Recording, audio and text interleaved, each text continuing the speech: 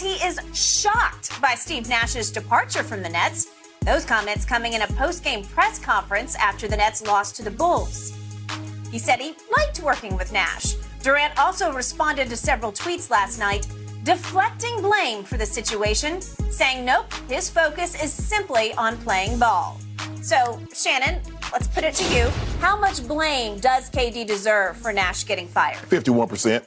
Because KD is responsible. He's their best player. He's refused time and time again to be the leader. He's refused as the leader of a team to hold other men accountable for their actions and their behavior. Sean Marks and Joe Tsai deserve some blame because they gave the keys to the kingdom to Kevin Durant and Kyrie Irving.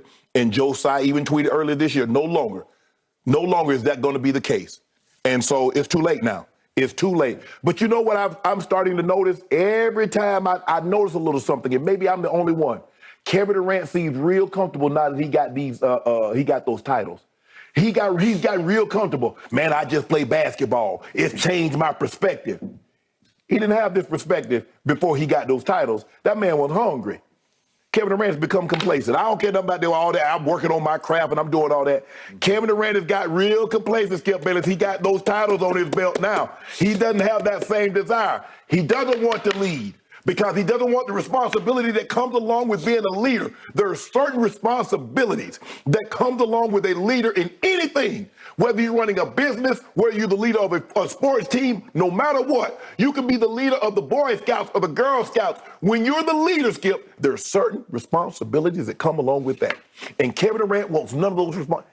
He wants the adulation of him getting the praise for being a great player, but none of the responsibility that comes along with being a leader and a great player when things go bad. Again, he deflected. Gerald McCoy, I thought, had an innocent tweet. Man, I feel bad for my guy at KD Trade 5. They got to get this man some help. He responded, love you, my brother, but please stop. I'm playing ball for a living. You were playing ball for a living in OKC before you ran your ass to Golden State. I ain't seen none of these tweets. But now he got those titles. But until you get one without Steph, Clay, and Dre, you never going to be viewed on the level as a Steph Curry. Wait a second. It's never going to. You can view him all you want to, but I tell you what, in the basketball circles, no, they're never any circle. They're circle of life. Everybody, everything that I've seen, every poll from ESPN and everybody that they got Steph Curry ranked higher than Kevin Durant. Yeah. All I know is Steph Curry led the delegation that went all the way across country on July the 3rd of 2016 to beg and plead and recruit Kevin Durant to please come save us because LeBron bullied us. Kyrie beat us. Do you realize that LeBron was bullying KD? Check KD's resume against LeBron when LeBron was in Cleveland and Miami. Do you remember what he did to Kevin Durant when he was in OKC and LeBron was in Miami? Remember he put butts in him? Do you remember that? Check KD's resume in games 3 of the 2017 and 2018 finals. Where was he? In LeBron's palace. Where was he? I tell you what you do. Do me one favor. Give me something, Kevin Durant, outside of 2017 and 18 in Golden State. Give me something that he did. Give me something outside of 2017 he just and 18. won the MVP. Yeah, that's all he did. He won the MVP, and what happened? Who can put butts in him? Who put butts in him? All I know is that Steph crawled for KD because he knew he could not beat LeBron without Kevin Durant. Kevin Durant can't do anything without Steph Curry. Steph Curry got 2 titles. Who was the leader of that team as far as playing basketball? No. Playing basketball. Remember what I see. You just want to gloss over. Who was the MVP? Steph, Clay, and Dre, the culture. Yeah. Now all he can do is just play basketball and escape responsibility. Because guess what? Had they lost, guess who's going to get the blame? Steph Curry. Who had the weight of the NBA world on his slender shoulders. Kevin Durant, because he left poor little Russ high and dry in Oklahoma City. The man joined a 73-9 with a 2-time MVP. That had blown a 3-1 lead to LeBron and Kyrie. I get the Skip. I get that, but you make it seem like He took a downtrodden team to the finals. He didn't do You were that. the first to tell me that even Draymond fled into the parking lot and cried tears over, I got to call up my friend KD. He's got to come help us. Please come save us. But see, what you're trying to do is that you're making it seem like two things can't be true. Yes, Draymond called KD. Yes, Steph led the contingent. But don't pretend like Kevin Durant didn't benefit from going to Golden State, because if he hadn't, why hasn't he done anything in Brooklyn? He had more pressure on him than anybody's ever had going into a finals, because the whole world said, okay, you got to be the difference. And guess what? He rose and he shone, and the he was the pressure difference. is in Brooklyn, and the pressure got so great, the man asked for a trade. Tell me the time Go James asked for a trade. The pressure got so great, he demanded that the general manager and the head coach be fired. They waited 2 months, 3 months to fire the head coach. The pressure is in Brooklyn. No. The problem in Brooklyn is that Kevin chose the wrong team wrecker. Kyrie is the ultimate team wrecker. I've never seen a worse team wrecker in all my years of covering the National Basketball Association. Kyrie Irving refused to get vaccinated. It blew that team apart last year. And here we go again. It's one thing after another. It's this social post and that one. And now it's anti-Semitic. And it's one thing after another. It's hard to play basketball when you're on his team. What about the leader? Yeah. What about the leader pulling the guy aside and say, Kyrie, come on now? You're supposed to have a coach. No. That's why I give Sean Marks 51% of the blame for hiring Steve Nash. No, Skip. It doesn't matter who you hire.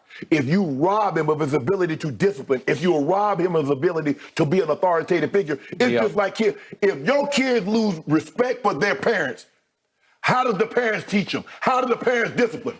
If a kid goes to school and the parent does not hold a kid accountable, that kid will never respect said teacher. That's factual. That's true. Because they had no respect for Steve Nash, and Joe Tsai and Sean Marks would not hold them accountable. And that's Steve Nash did not defend himself when Kyrie said we don't need a coach. He should have stepped up and called a press conference and said, no, I am the coach, whether Kyrie likes it or not. Let's think in now. I just get a job, and I've got to call a press conference because a player is blatantly and openly disrespectful. But if you got a leader of the team, like I said, having been leaders on team, a lot of things you handle before it even makes its way to the media, before it makes its way to the head coach. Steve Nash allowed Kyrie to emasculate him publicly. No, he allowed it. No, Skip, stop that. Stop that. Yep.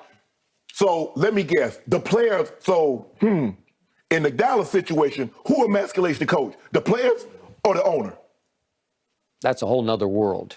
Joe Tsai and Sean Marks allowed this to happen. Kevin Durant allows this to happen as a leader. So what is the responsibility of a leader? Kevin Durant doesn't want that responsibility. Kevin Durant wants all the adulation that comes along with being a great player and when you win, but none of the blame for when you lose, because when you're a leader, you get said blame. Okay, all I know is that Kevin Durant got so sick of Kyrie's act last year that he said, I can't take it anymore. And what did you tell me repeatedly through the offseason?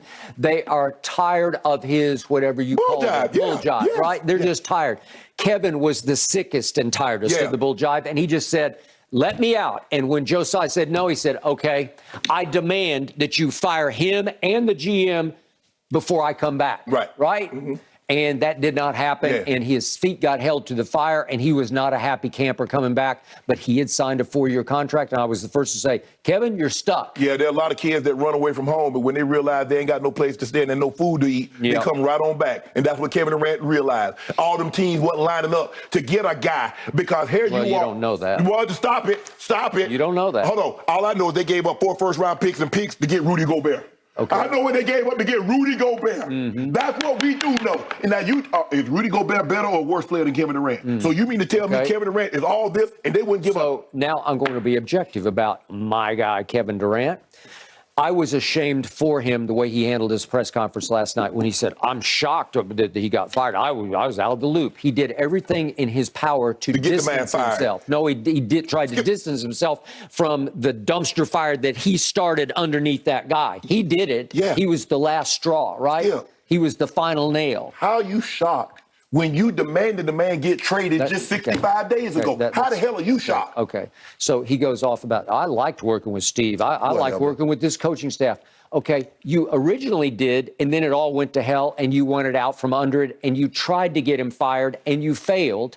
And yet, I think they had sort of a secret agreement, he and Joe Tsai, that early in the year, let the smoke clear, I'll get rid of him. Man, I've seen realer $3 bills than that fake press conference that Kevin Durant gave last night. I totally agree. And then you mentioned the one Gerald McCoy tweet, but there were a couple of more tweets from Kevin, and I'm ashamed for him that he would stoop. This is Kevin bleeping Durant. Why would you stoop to respond to nobodies on your social media page? I don't have a problem with the Kevin Durant responding. I have a problem with you, because you have shielded Kevin Durant. Kevin Durant talks about the media shielding LeBron. Well, I think I was starting on these tweets. I was trying to criticize Kevin Durant. You won't even let me criticize him. Because guess what? Okay? You're turning around, you're criticizing him, you turn around and shield him. Go ahead. He went and laid it right on LeBron in his house twice. Well, he did it. That's why he did that. It's a fact.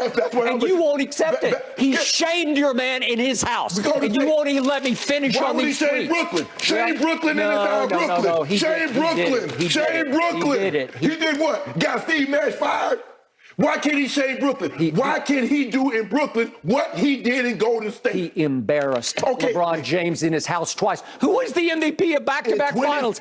Kevin Durant was. In 2017, Kevin Durant was the back-to-back MVP for the Golden State Warriors. Why can't he do in Brooklyn what he did in Golden State? Because he chose to follow the wrong guy, Kyrie Irving. They chose the wrong coach in Steve Nash. And Kevin, who has high basketball IQ, said, I got to get out of here. I got to go somewhere else. And Joe Tsai said, well, you just agreed to a 4-year deal. How IQ is this basketball IQ if he told Kyrie Irving